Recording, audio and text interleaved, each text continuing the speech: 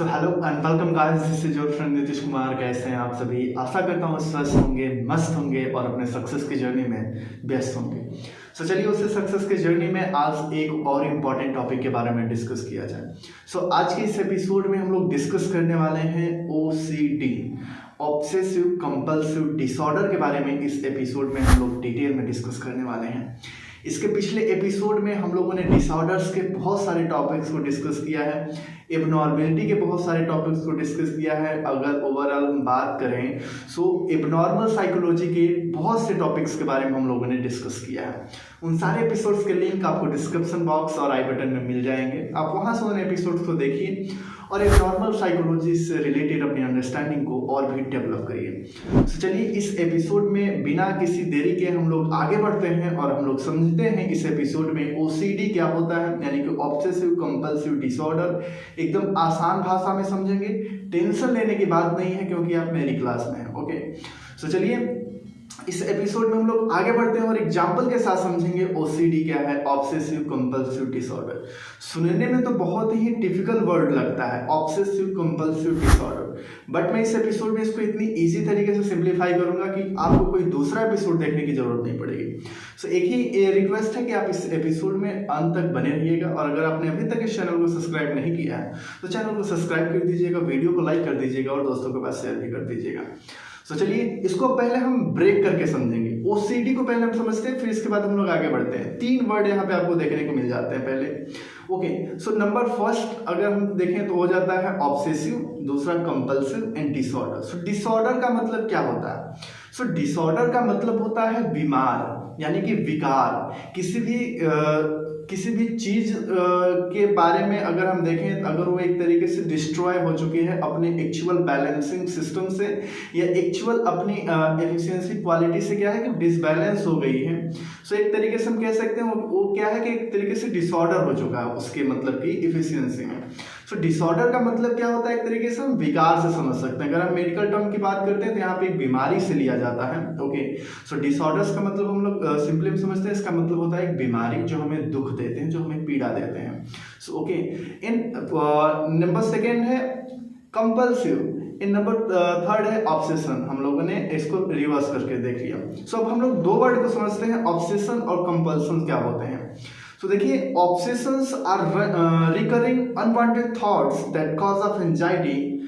Obsession जो होता है बार बार आने वाले अनवांटेड थॉट्स होते हैं, विचार होते हैं जो किसी भी चिंता का कारण बनते हैं, जो कि चिंता का कारण बनते हैं। सो ऑब्सेशन का मतलब क्या होता है? आपको सिंपल भाषा में समझना होगा। ऑब्सेशन का मतलब होता है थॉट्स, विचारधाराएं होती हैं जो किसी भी पर्टिकुलर इवेंट सिचुएशन से रिलेटेड हो सकती हैं और ये थॉट्स जो होंगे वो आपके एंजाइटी का कारण होंगे। ओके, सो यहाँ पे ऑब्सेशन का मतलब समझ में आया कि ऑब्सेशन का मतलब होता है unwanted thoughts. Okay, and second है compulsion. So compulsions are behaviors persons perform to temporarily relieve this anxiety. Okay, so compulsion एक तरीके से हम कह सकते हैं बिहेवियर है। ओके, अब ये कैसा बिहेवियर है? ये ऑब्सेशन और मतलब जो थॉट्स है, ऑब्सेशन से बाहर निकलने के लिए जिस बिहेवियर को हम अपनाते हैं उसी बिहेवियर को हम बोलते हैं compulsion. So compulsions are behaviours a person, यानी कि किसी भी व्यक्ति के मतलब कि व्यवहार होते हैं और perform to temporary relieve this anxiety, यानी कि उस एंजाइटी से बाहर निकलने के लिए एक तरीके से परफॉर्म किया जाता है। ओके, अब हम लोग आगे बढ़ते हैं और डिटेल में अब हम तीनों को कंबाइन करके समझते हैं। सो ऑब्सेसिव कंपल्सिव डिसऑर्डर। सो देखिए OCD कभी कभी एग्जाम में 1 नंबर के एग्जाम में पूछ देता है कि OCD का पूरा नाम बताइए। ओके, सो OCD का पूरा नाम आपको याद रखना। ओके, बहुत इंपॉर्टेंट है, ऑब्सेसिव कंपल्सिव डिसऑर्डर्स। सो अब हम लोग इसके मतलब की क्वालिटीज के बारे में डिस्कस करते हैं, पर डेफिनेशंस के बारे में डिस्कस करते हैं। अभी तो हम लोगों ने केवल यह डिस्कस किया कि ऑब्सेशन, कंपल्सन और डिसऑर्डर तीनों वर्ड का मतलब समझा।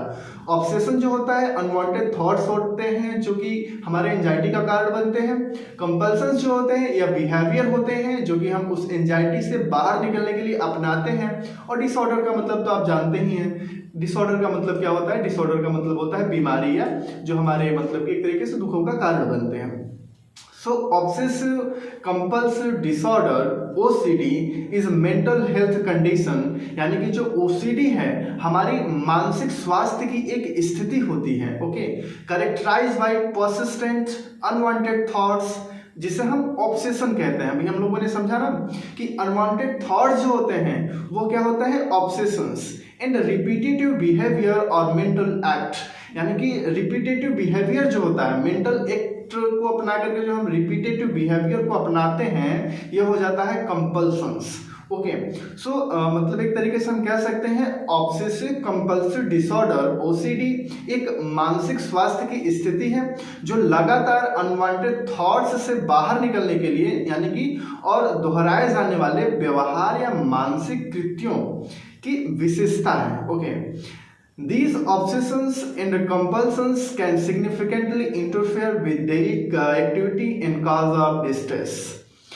ये मतलब कि जो हमारे ऑब्सेशन होते हैं और कंपल्सन्स होते हैं दैनिक गतिविधियों में महत्वपूर्ण रूप से हस्तक्षेप कर सकती हैं और परेशानी का कारण भी बन सकती हैं। It's important to note that having occasional intrusive thoughts or performing repetitive behaviors doesn't necessarily indicate OCD. Okay, जो हमारी यह ध्यान रखने वाली महत्वपूर्ण बात यह है कि कभी कभार दखल देने वाले जो विचार होते हैं, जो थॉट्स होते हैं, इनका आना या दोहराए जाने जो बिहेवियर हैं, जो मतलब कंपल्सन्स हैं वाले व्यवहार करना, जरूरी नहीं है कि ये OCD का संकेत हो, बट कुछ कंडीशंस में ऐसा नहीं होता है, लेकिन मतलब कि यह देखा जाता है। अब यह पहचान कैसे होगी कि व्यक्ति OCD से पीड़ित है, OCD का शिकार है, इसके बारे में जब हम लोग आगे इसके फीचर्स के बारे में डिस्कस करेंगे तो वहां पे चीजें समझ में आएंगी। सो हम लोगों ने ऑब्सेशन को तो समझ ही लिया और कंपल्सन को भी समझ लिया है। Obsession intrusive and unwanted thoughts, image और urge that cause significant anxiety और डिस्ट्रेस, यानी कि दखल देने वाले और अवांछित विचार, चित्र, आग्रह जो महत्वपूर्ण चिंता का, परेशानी का कारण बनते हैं, तो ये क्या होते हैं, यह ऑब्सेशन कहलाते हैं। Common themes includes fear of contamination, fear of harming on self और other, fear of making mistakes और फियर ऑफ फॉरबिडन सेक्सुअल और रिलीजियस थॉट्स। सामान्य विषयों में संदूषण का डर होता है, यानी कॉन्टेमिनेशन का डर होता है, फियर ऑफ कॉन्टेमिनेशन, दुख या दूसरों को नुकसान पहुंचाने का डर होता है, गलती करने का डर या निषिद्ध यौन या धार्मिक विचारों का डर होता है। एक तरीके से थॉट्स होते हैं ऑब्सेशन। देखिए, ऑब्सेशन जो थॉट्स होता है वो किसी भी कैटेगरी में मतलब आ सकता है, किसी से रिलेटेड आ सकता है, जरूरी नहीं है कि पर्टिकुलर एक ही चीज के ऊपर आपके मतलब की थॉट्स आ रहे हैं, ऐसा नहीं है, ये किसी भी चीजों से रिलेटेड आ सकता है। Compulsions, repetitive behaviors or mental acts that an individual feels driven to perform in a response to the obsession, दोहराए जाने वाले व्यवहार या मानसिक कार्य जो एक व्यक्ति के मतलब कि कंपल्शंस के जवाब में, ऑब्सेशन के जवाब में करने के लिए प्रेरित महसूस कर सकता है। Okay, so the compulsions are intended to reduce the anxiety और prevent feared event from occurring, यानी कि जो हमारा कंपल्सन होता है इस उद्देश्य से आता है, यानी कि इस उद्देश्य से यानी कि किया जाता है कि चिंता को कम करना या किसी आशंकित घटना को घटित होने से रोकना होता है। यानी कि जैसे मान लीजिए उसको अगर हम आसान भाषा में समझें तो ऑब्सेशन जो थॉट्स होते हैं, ओके, किसी भी प्रकार के थॉट्स हो सकते हैं और इससे जो बाहर निकलने के लिए एक रिपीटेटिव बिहेवियर होता है, वो होता है क्या होता है, कंपल्सन होता है। सो हम लोगों ने बहुत सारी चीजें डिस्कस किया OCD यानी कि ऑब्सेसिव कंपल्सिव डिसऑर्डर्स के बारे में। सो चलिए अब हम लोग इसको एग्जांपल के साथ समझते हैं। जैसे मान लीजिए कोई व्यक्ति है, उसके हाथ में कोई कचरा लग जाता है, डस्ट लग जाता है, एक बार वो हाथ धोता है, ठीक है, एक बार हाथ धोने के बाद उसके हाथ से कचरा तो चला जाता है, लेकिन वो सेटिस्फाई नहीं होता है कि मेरे हाथ से हाथ धोने के बाद एक कचरा चला गया। इस कचरे को मतलब कि देखता है, फिर जाकर के धोता है, बार बार हाथ धोता है। यानी कि एक तरीके से क्या है, एक उसके माइंड में जो थॉट्स आ रहा है कि मेरे हाथ से भी कचरा गया नहीं है, ये क्या है, एक तरीके से ऑब्सेशन है, ठीक है। अब इस कचरे से बाहर निकलने के लिए क्या है, कोई रिपीटेटिव बिहेवियर का इस्तेमाल कर रहा है, वह हाथ धोना, बार बार बेसिन में जाता है, बार बार हाथ धोता है, ठीक है।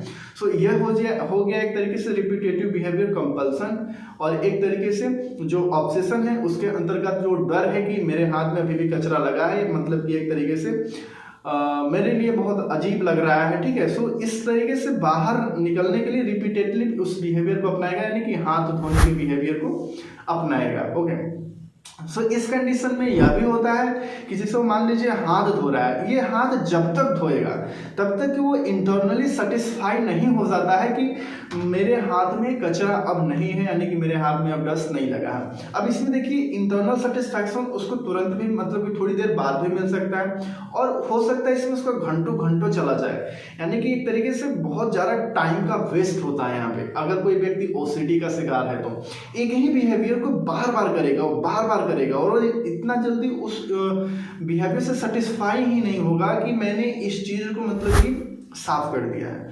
वो जानता है कि अब ये चीज़ें साफ हो गई, लेकिन वो मेंटली रिलीफ नहीं पाता है उस थॉट से कि नहीं ये चीज़ें साफ हो गई हैं। इस एग्जांपल से समझ में आया।